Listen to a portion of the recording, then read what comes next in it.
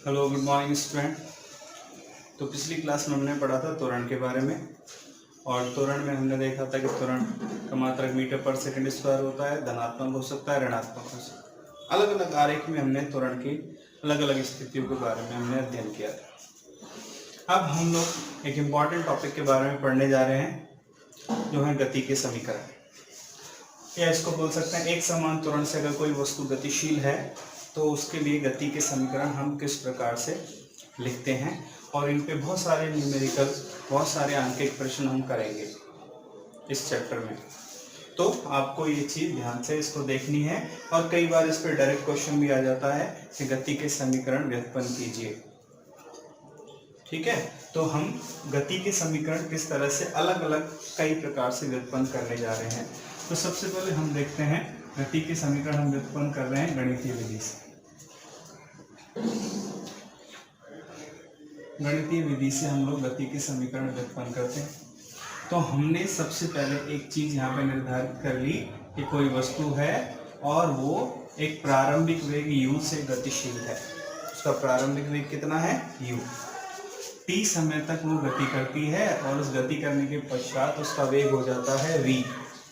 इस पूरी गति में उसका त्वरण एक समान रहता है, त्वरण है a, त्वरण है उसका a। और ये कितनी विस्थापन या सरल रेखा में गति है, तो विस्थापन और दूरी का मतलब एक ही होता है सरल रेखा के लिए। तो वो s विस्थापन तय करती है। t समय में कितना विस्थापन तय करती है? s विस्थापन। ठीक है, तो यहाँ से यहाँ तक वेग में u से v का परिवर्तन हुआ है। त्वरण में त्वरण एक समान है पूरी गति के दौरान।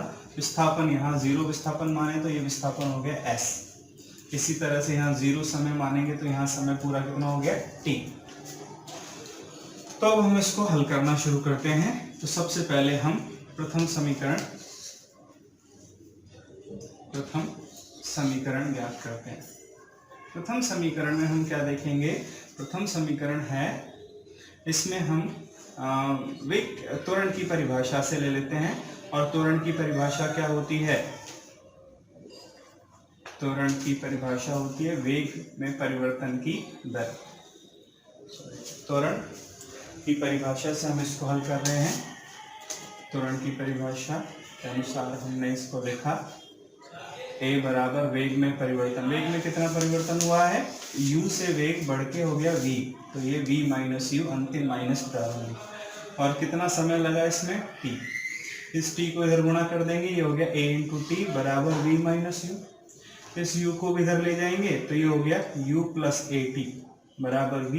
इसको रिवर्स करके लिख देंगे तो v बराबर u प्लस ए टी। ठीक है, आगे गति का प्रथम समीकरण। गति का प्रथम समीकरण हमने कैसे निकाला? गणितीय रूप से गुणा भाग करके। कैसे स्टार्ट किया था? त्वरण की परिभाषा से। त्वरण होता है वेग में परिवर्तन बटे समय।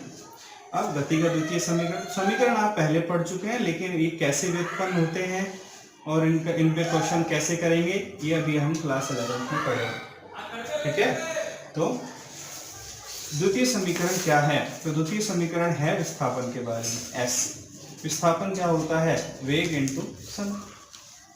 वेग इंटू समय। वेग कौन सा? क्योंकि यहाँ तो वेग 2 है, प्रारंभिक वेग u और अंतिम वेग v। तो हमने बोला वेग कौन सा ले लो? औसत। एवरेज लिख देते हैं इसको। तो औसत वेग लेना है। हम दो चीजों का औसत निकालना जानते हैं। कैसे निकालते हैं? u प्लस वी अपॉन 2, ये औसत वेग हो गया, इंटू 2। ठीक है, ये समीकरण 1 बोल देते हैं। तो v का मान, ये समीकरण 1 से v का मान यहाँ रख देंगे। तो समीकरण 1 से v का मान रखने पर, तो जब समीकरण 1 से v का मान यहाँ रखेंगे तो ये बन जाएगा s बराबर u प्लस, इस v की जगह क्या रख देंगे? u प्लस ए टी रख दिए। ठीक है, अपॉन 2 इंटू टी। इसको हल कर लेंगे। u प्लस u, ये हो गया 2u। तो हम इसको हल कर लेते हैं। तो s बराबर ये हो गया 2u प्लस ए टी अपॉन 2 इंटू टी। तो ये हो गया s equals to u plus 1/2 A T, और बाहर से टी है, इस टी को भी अंदर गुणा कर लेते हैं, तो ये हो गया S equals to U T plus half A T square. ये गति का द्वितीय समीकरण है जो आप पहले भी पढ़ चुके हैं, तो इनको ध्यान रखना है। v बराबर यू प्लस ए टी, एस बराबर u T plus half A T square. तीसरा समीकरण इन दोनों समीकरण से ही आ जाएगा, तो गति का तृतीय समीकरण हम लोग निकालते हैं, व्युत्पन्न करते हैं। तृतीय समीकरण इन दोनों से ही आ जाएगा। कैसे आ जाएगा? तो हमने देखा कि समीकरण पहले से हम कुछ मान ले लेते हैं, ये वाला मान ले लेते हैं। यहाँ से हम क्या देखते हैं, v माइनस यू इसके बराबर है ए टी। ये कहाँ से आया है? समीकरण 1 से। या पहले लिख लेते हैं समीकरण 1 से क्या ले लेते हैं, v माइनस यू बराबर ए टी। ठीक है, इसको हमने बोल दिया, ये समीकरण 2 बोल दिया, और ये समीकरण नंबर 3। अच्छा, समीकरण 2 से स्टार्टिंग से यहाँ से देखेंगे, इस जगह से, और इसमें यहाँ से देखें। इस जगह से हम v प्लस यू का या u प्लस v का मान निकालना चाहते हैं, तो ये है s बराबर u plus V upon 2 into T. तो इस 2 को इधर गुणा कर देंगे, t से भाग दे देंगे, तो ये हो जाएगा 2s upon T equals to U plus V. इसको हम v प्लस यू भी लिख सकते हैं, तो इसको v प्लस यू बराबर 2s अपॉन टी, ये समीकरण हमने बोल दिया। अच्छा, अब समीकरण 3, यहाँ देखिए v माइनस यू, यहाँ v प्लस यू। समीकरण तृतीय समीकरण में हमें क्या चाहिए, v square minus U square. तो हम इन दोनों को गुणा कर देंगे, तो a माइनस बी और a प्लस बी के फॉर्मूले से ये गुणा हो जाएंगे। तो समीकरण 3 व 4 को अगर गुणा कर दें, गुणा करने पर, तो अगर इनको गुणा कर देंगे तो ये आ जाएगा LHS LHS से गुणा होगा और RHS RHS से होगा। तो v minus U into V plus U बराबर a into T into 2s upon T. T से टी कैंसिल, तो ये हो गया v square minus U square बराबर 2s। तो हमारे पास 3 समीकरण आ गए, समीकरण नंबर 1, 2, 3। इन तीनों समीकरणों से हम बहुत सारे क्वेश्चन हल करेंगे, सॉल्व करेंगे। ठीक है, अब ये तो हमने इनको व्युत्पन्न किया गणितीय विधि से। हम इनको और 2 प्रकार से व्यक्त करेंगे, इनको व्युत्पन्न करने वाले हैं। हम इनको व्युत्पन्न करेंगे कलन विधि से, समाकलन और अवकलन की सहायता से, और हम इनको व्युत्पन्न करेंगे ग्राफीय विधि से। तो पहले हम कर लेते हैं ग्राफीय विधि से, तो इसको हम मिटा देते हैं। ये हमारी भूमिका बनी रहेगी कि प्रारंभिक वेग u है और अंतिम वेग v है और t समय लगता है, और इस समय अंतराल में विस्थापन कितना तय किया है, s। तो अभी हम इसको व्युत्पन्न कर लेते हैं नंबर 2, कौन सी विधि से, ग्राफीय विधि से। ग्राफीय विधि के लिए हमें इसको ग्राफ बनाना पड़ेगा। तो सबसे पहले हमने ग्राफ बना दिया। ग्राफ बनाने के लिए हमने इस पे ले लिया समय और यहाँ ले लिया वेग। यहाँ 2 वेग हमें व्यक्त करने हैं, तो इसको ऐसा लिख ही लेते हैं कि यहाँ से यहाँ तक हमने ले लिया क्या, समय, और यहाँ क्या ले लिया हमने, वेग। और हमने क्या देखा कि वेग कहाँ से, प्रारंभिक वेग 0 नहीं है, u है, तो हमने इस चीज़ को यहाँ से u मान लिया। ये कितना है, u। यहाँ से यहाँ तक ये वेग कितना है, u है, तो हम u लिख लेते हैं ठीक से। अच्छा, ये वेग हमने मान लिया यहाँ पे v। तो वेग बढ़ना स्टार्ट होता है और वेग बढ़ के कितना हो जाता है, v हो जाता है। इस वेग को बढ़ने में समय कितना लगेगा, t समय। तो इसको हम सीधा बना लेते हैं, ये समय इसको t लगे। तो यहाँ से ये 0 है और ये जो समय है ये कितना हो गया है, ये समय t समय। ठीक है, तो हमने ये ग्राफ बना दिया। यहाँ वेग u है, यहाँ वेग v है और इसको t समय लगता है। ठीक है, अब इस ग्राफ के अनुसार 2 चीज़ें हमें देखनी है। क्या 2 चीज़ें देखनी है कि vt आरेख में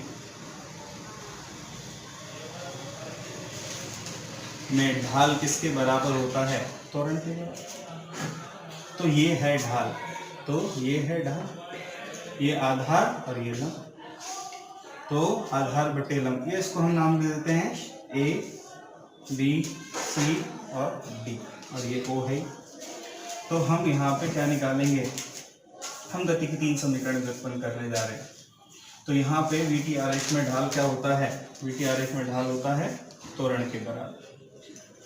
तो त्वरण का क्या मतलब है, त्वरण ए बराबर, यहाँ ढाल कौन सी है, ये ढाल, ये वाली। ये ढाल को हम ग्राफ से कैसे देखेंगे, लंब बटे आधार। तो ढाल क्या होती है, लंब बटे आधार। यहाँ लंब पे कौन है, बी सी, और यहाँ आधार पे कौन है, ए सी। तो त्वरण का मान क्या आ गया, बी सी अपॉन ए सी। बी सी का मान यहाँ से बताइए कितना है, तो यहाँ से बी सी का मान वेग अक्ष से निकलेगा, और हम जानते हैं ये u है, और यहाँ से यहाँ तक पूरा ये v है। ठीक है, तो ये हो जाएगा v माइनस u। ठीक है, और ये पूरा कितना है, यहाँ से यहाँ तक ये t है, तो ये हो जाएगा t। तो हम यहाँ से ढाल और त्वरण को बता सकते हैं।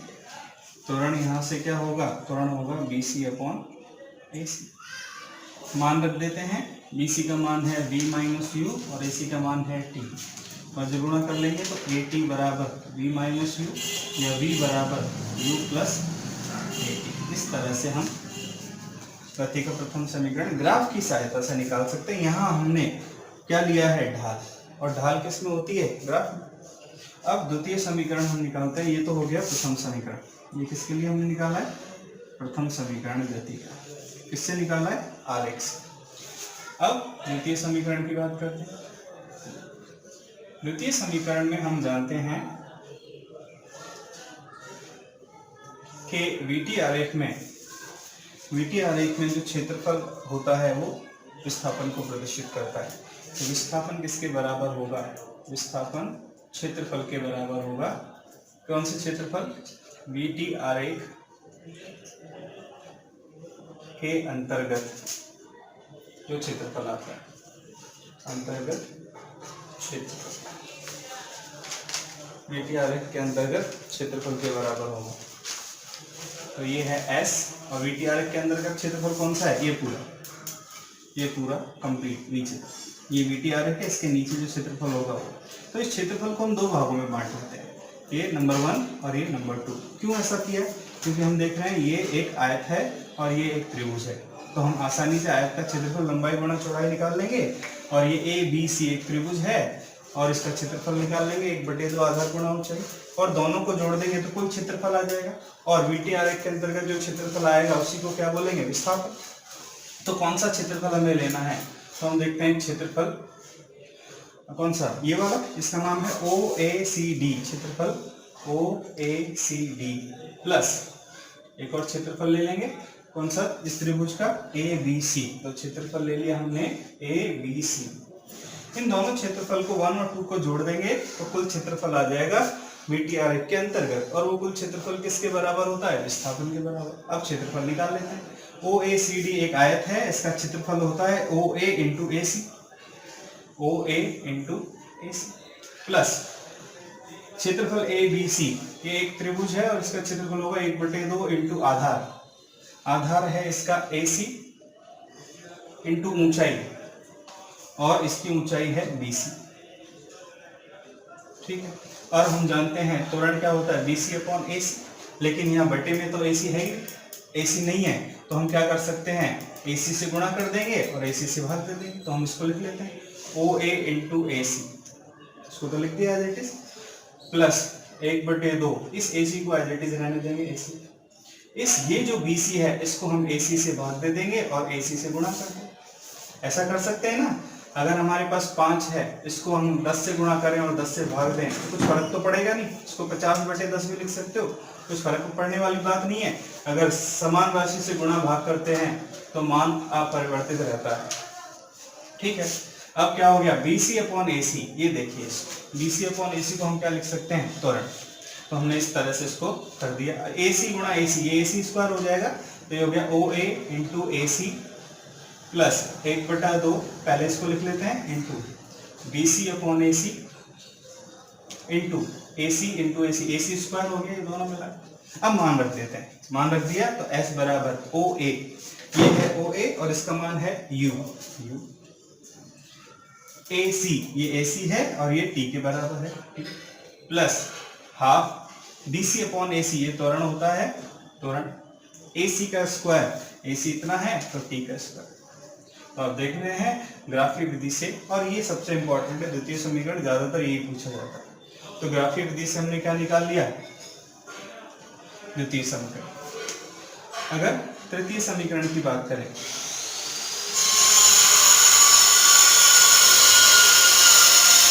तृतीय समीकरण हम आसानी से निकाल सकते हैं। तो तृतीय समीकरण को निकालने के लिए या तो हम इन दोनों समीकरणों की सहायता ले लेंगे। तो तृतीय समीकरण ज्ञात करने के लिए हम इन दोनों समीकरणों की सहायता से उसको ज्ञात कर लेते हैं। तो हम देखते हैं कि यहाँ से इस समीकरण से v का मान यहाँ से ज्ञात कर लेते हैं। सबसे पहले v माइनस यू बराबर 80, और इस समीकरण से ज्ञात करेंगे तो v प्लस यू ये बराबर आ जाएगा 2s अपॉन टी के। अब दोनों को अगर गुणा कर देंगे तो ये हो जाएगा v square minus U square बराबर 2s बटे टी इंटू 80। तो टी से टी कैंसिल हो जाएगा, तो ये हो जाएगा v square minus U square बराबर 2as। इस तरह से भी ज्ञात कर सकते हैं। तो ये ग्राफीय विधि से हमने तीनों समीकरण ज्ञात किए हैं, और ग्राफीय विधि से तीनों समीकरण ज्ञात करने के बाद एक और विधि बचती है जिससे हम ये तीनों समीकरण फिर से व्युत्पन्न कर सकते हैं। उसको आपको थोड़ा ध्यान से समझना है, क्योंकि ये सब चीजें तो आप पहले भी पढ़ चुके थे, लेकिन समाकलन अवकलन ये आप अभी नहीं पढ़े हैं, और क्लास 12 में आप पढ़ेंगे, वो भी मैथ में।